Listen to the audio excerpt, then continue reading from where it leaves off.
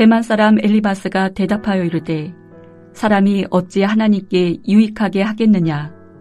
지혜로운 자도 자기에게 유익할 따름이니라.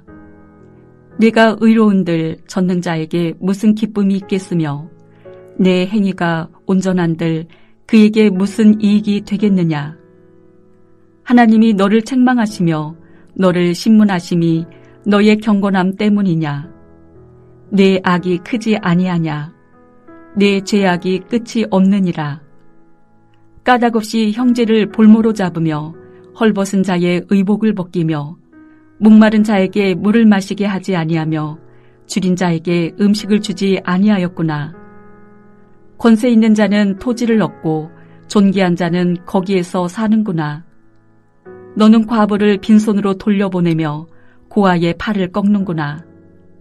그러므로 올무들이 너를 둘러있고 두려움이 갑자기 너를 엄습하며 어둠이 너로 하여금 보지 못하게 하고 홍수가 너를 덮느니라. 하나님은 높은 하늘에 계시지 아니하냐. 보라, 우두머리 별이 얼마나 높은가. 그러나 내 말은 하나님이 무엇을 아시며 흑암 중에서 어찌 심판하실 수 있으랴. 빽빽한 구름이 그를 가린즉 그가 보지 못하시고 둥근 하늘을 거니실 뿐이라 하는구나. 내가 악인이 밟던 옛적 길을 지키려느냐. 그들은 때가 이르기 전에 끊겨버렸고 그들의 터는 강물로 말미암아 함몰되었느니라. 그들이 하나님께 말하기를 우리를 떠나소서 하며 또 말하기를 전능자가 우리를 위하여 무엇을 하실 수 있으랴 하였으나 하나님이 좋은 것으로 그들의 집에 채우셨느니라. 악인의 계획은 나에게서 머니라. 의인은 보고 기뻐하고 죄 없는 자는 그들을 비웃기를 우리의 원수가 망하였고 그들의 남은 것을 불이 삼켰느니라 하리라. 너는 하나님과 화목하고 평안하라. 그리하면 복이 내게 임하리라. 청하건대 너는 하나님의 입에서 교훈을 받고 하나님의 말씀을 내 마음에 두라. 내가 만일 전능자에게로 돌아가면 내가 지음을 받을 것이며 또 내 장막에서 불의를 멀리하리라. 내 보화를 티끌로 여기고 오빌의 금을 계곡의 돌로 여기라. 그리하면 전능자가 내 보화가 되시며 내게 고귀한 은이 되시리니 이에 내가 전능자를 기뻐하여 하나님께로 얼굴을 들 것이라. 너는 그에게 기도하겠고 그는 들으실 것이며 너의 소원을 내가 갚으리라. 네가 무엇을 결정하면 이루어질 것이요 내 길에 빛이 비치리라. 사람들이 너를 낮추거든 너는 교만했노라고 말하라. 하나님은 겸손한 자를 구원하시리라. 죄 없는 자가 아니라도 건지시리니 내 손이 깨끗함으로 말미암아 건지심을 받으리라.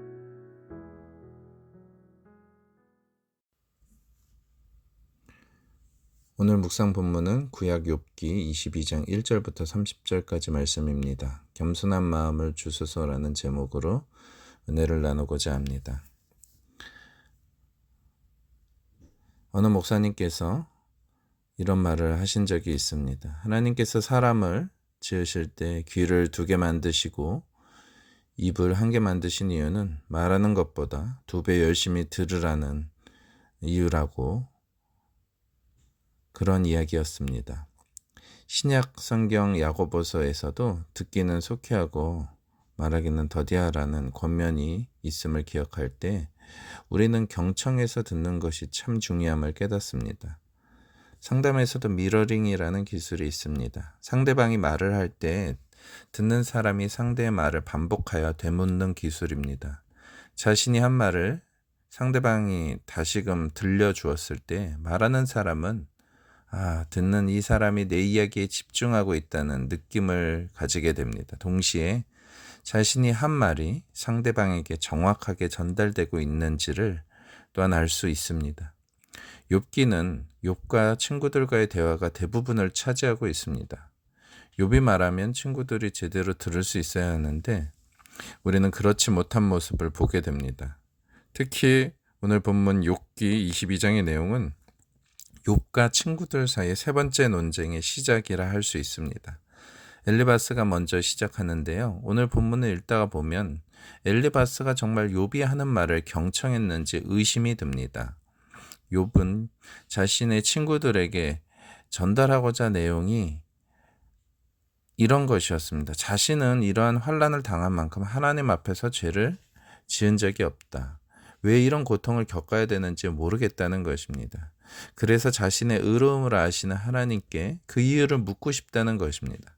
그러나 엘리바스는 인간부의 논리로 욥아, 너가 이렇게 큰 환난을 당하는 것은 심은 대로 거두게 하시는 하나님께서 너가 뿌린 악에 대하여 징벌을 내리신 것임을 말하고 있습니다.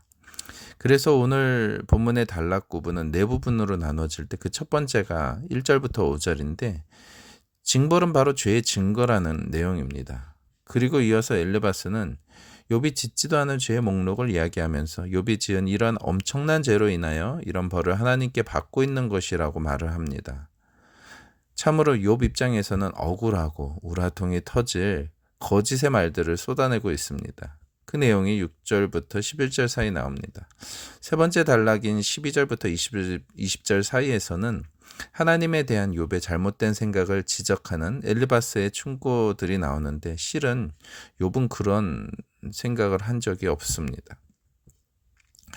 그리고 마지막 네 번째 단락인 21절부터 30절 사이에서는 하나님께 회개하고 돌이켜 화목하게 된 자에게 임하는 복에 대해서 기록하고 있습니다. 먼저 첫 번째 단락 중에 3절을 보면 엘리바스가 잘못된 관점을 가지고 있는 것을 보게 됩니다. 욥을 비난하면서 너가 올바르다고 하여서도 그것이 전능자에게 무슨 기쁨과 유익이 되겠느냐는 말입니다. 하지만 이런 관점은 이미 욥이 21장 15절에도 말했듯이 악한 자들의 생각입니다. 욥기 21장 15절 세번역 성경입니다. 전능하신 분이 누구이기에 그를 섬기며 그에게 기도한다고 해서 무슨 도움이 되겠느냐고 한다. 이것은 악인의 생각이라는 것이죠. 하나님을 섬기는 마음으로 하루하루 이렇게 살았던 욥의 인생 자체를 부정하는 악한 생각입니다. 그러한 삶이 과연 하나님에게 유익이 되겠느냐는 관점, 이 엘리바스의 관점이 잘못된 것입니다. 하나님께서는 욥기 1장부터 욥에 대해서 이렇게 말씀하셨습니다. 너는 내 종 욥을 잘 살펴보았느냐?